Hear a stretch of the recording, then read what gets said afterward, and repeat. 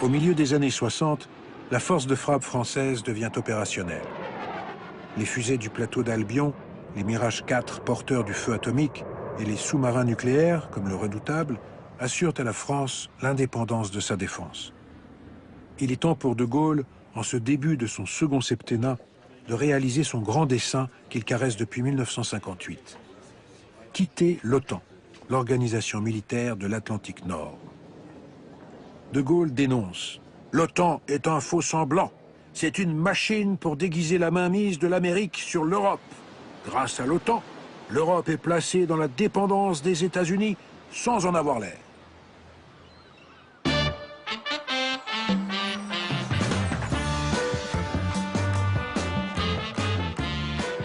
29 bases militaires américaines sont implantées sur l'ensemble du territoire français.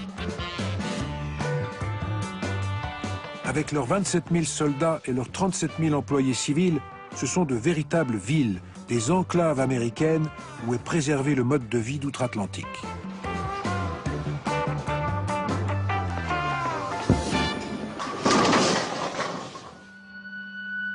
Le 7 mars 1966, Paris avertit Washington que la France se retire de l'OTAN.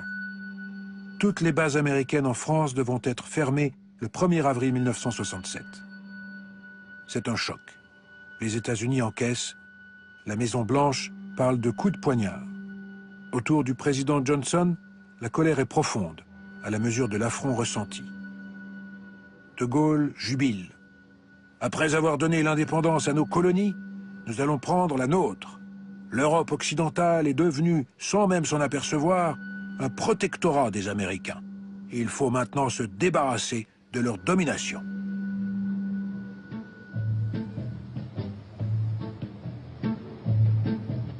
La place rouge était vide.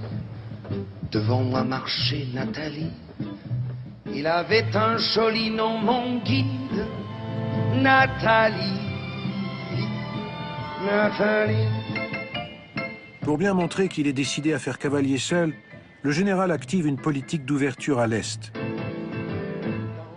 Entre les deux blocs, il veut jouer son jeu.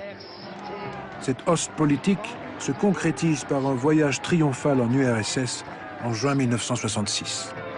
On a ri, on a beaucoup parlé. Il voulait tout savoir. Nathalie traduisait. Moscou. Et les Champs-Élysées ont tout mélangé et on a chanté. La balade au pays des soviets le porte à Leningrad, Kiev, Stalingrad et jusqu'au cœur de la Sibérie. Partout, ouvriers ou étudiants accueillent le président français en héros.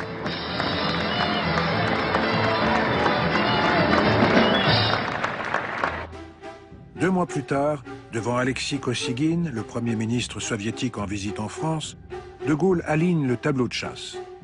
Il a obtenu des Russes quelques accords commerciaux et une ligne directe de téléphone entre le Kremlin et l'Élysée. Pas de quoi ébranler le béton stalinien, mais assez pour agacer les Américains. Le général de Gaulle est persuadé qu'à l'échelle de l'histoire, le communisme s'effondrera. Il prédit « La Russie boira le communisme comme le buvard boit l'encre ».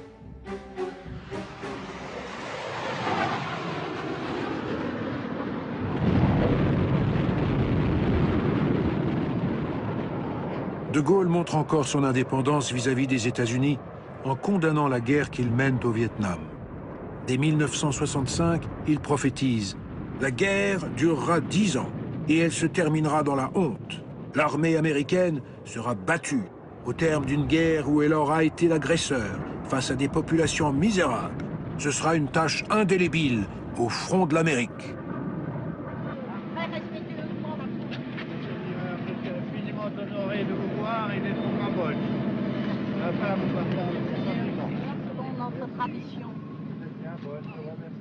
Alors que les États-Unis sont en pleine escalade dans la péninsule indo-chinoise, le président de la République française se rend le 1er septembre 1966 au Cambodge à l'invitation du prince Sihanouk. La réception est grandiose. Sihanouk avait mobilisé tout le Cambodge. C'était sensationnel, se réjouira le général.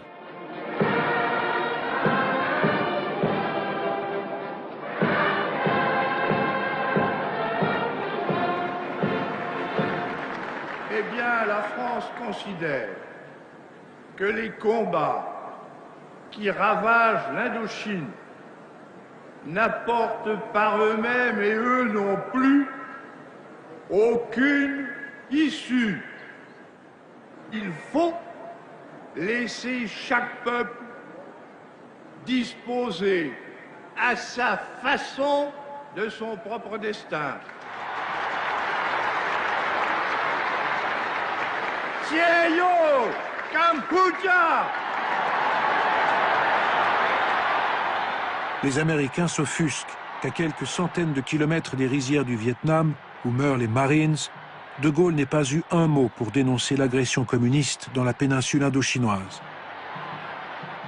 Le fossé s'approfondit encore entre les États-Unis, garants de l'ordre mondial qui veulent contenir le communisme au Vietnam, et De Gaulle qui soutient le droit des peuples à disposer d'eux-mêmes contre la Pax Americana.